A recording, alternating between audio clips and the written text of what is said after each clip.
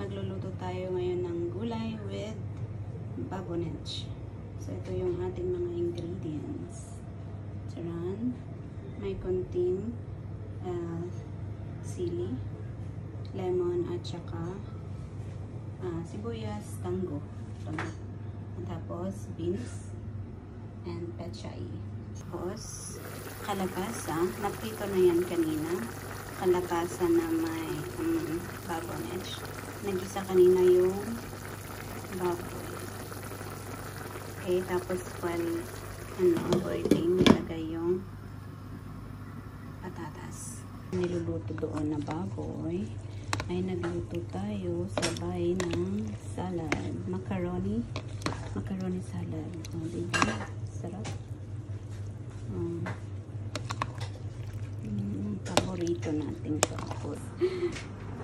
Ayan na yung ating gulay na may baboy. At nailagay na lahat minsanan yung ating gulay.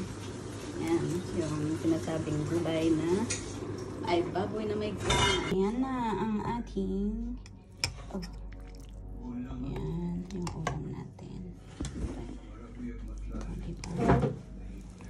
Sarap na may so kain na, hindi mawawala ang ating kanins.